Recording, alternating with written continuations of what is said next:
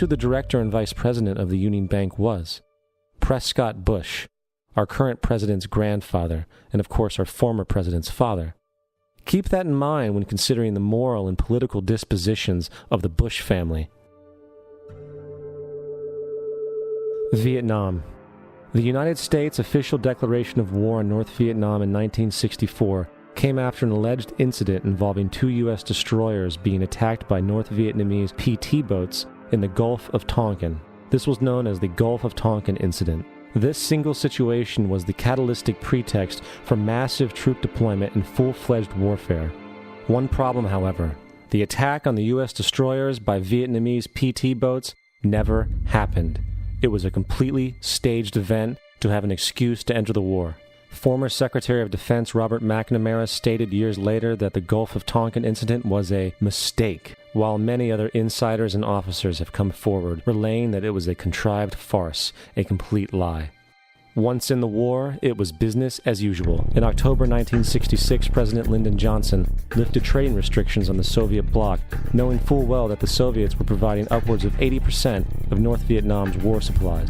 Consequently, Rockefeller interests financed factories in the Soviet Union, which the Soviets used to manufacture military equipment and send it to North Vietnam. However, the funding of both sides of this conflict was only one side of the coin. In 1985, Vietnam's rules of engagement were declassified. This detailed what American troops were and were not allowed to do in the war.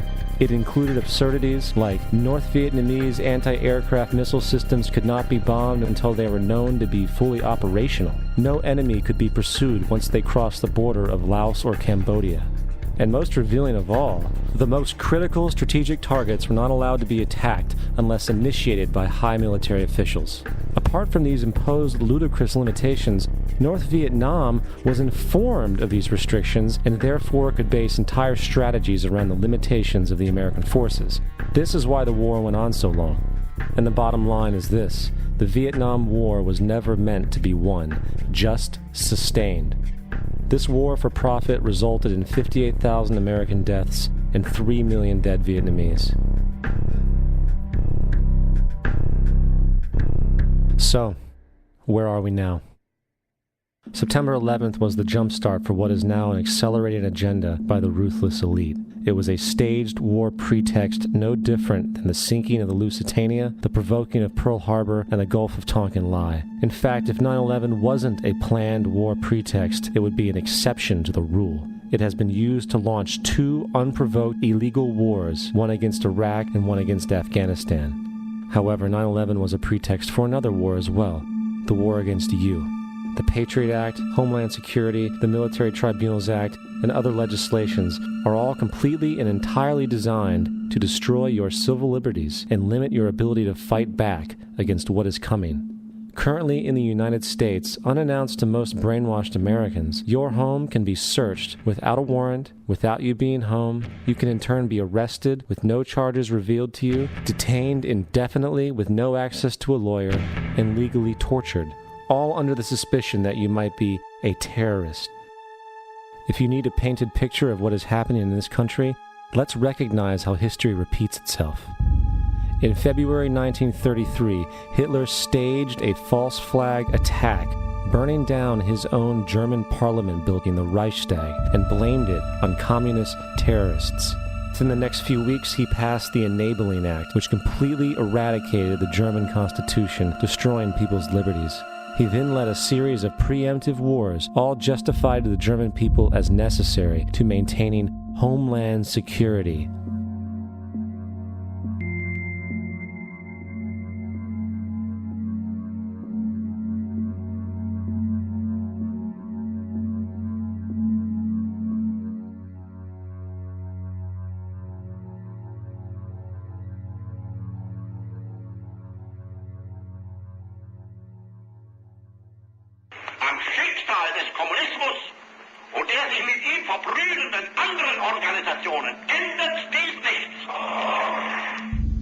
Our enemy is a radical network of terrorists and every government that supports them. It's time to wake up. The people in power go out of their way to make sure that you are perpetually misled and manipulated.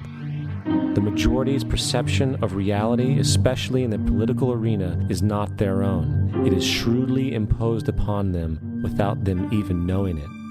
For example, the public at large actually believes the invasion of Iraq is going badly, as sectarian violence doesn't seem to stop. What the public fails to see is that the destabilization of Iraq is exactly what the people behind the government want. This war is to be sustained so the region can be divided up, domination of the oil maintained, continual profits reaped for the defense contractors, and most importantly, permanent military bases established to be used as a launching pad against other oil-bearing, non-conforming countries such as Iran and Syria.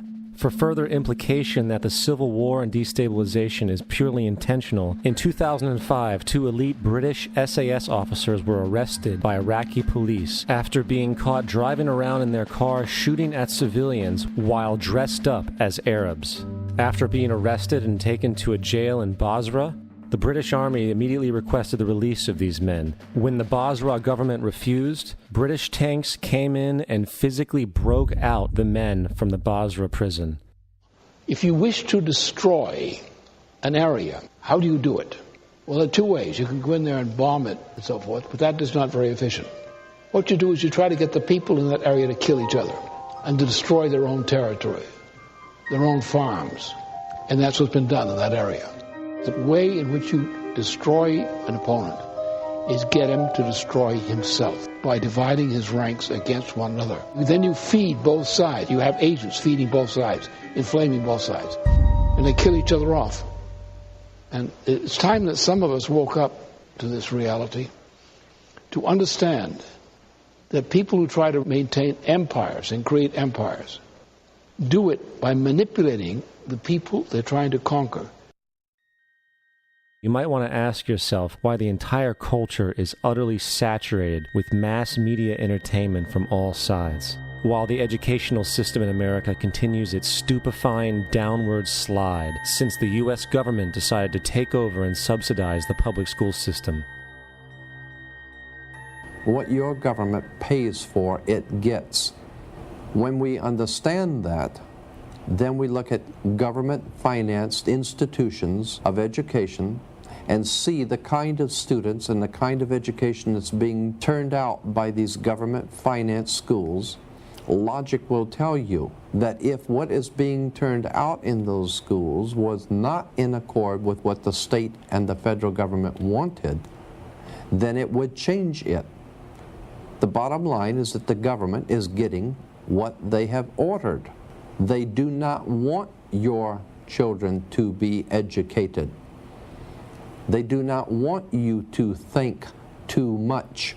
That is why our country and our world has become so proliferated with entertainments, mass media, television shows, amusement parks, drugs, alcohol, and every kind of entertainment to keep the human mind entertained, so that you don't get in the way of important people by doing too much thinking. You had better wake up and understand that there are people who are guiding your life and you don't even know it. We're in a lot of trouble because you people and 62 million other Americans are listening to me right now, because less than 3% of you people read books. Because less than 15% of you read newspapers. Because the only truth you know is what you get over this tube. Right now, there is an entire generation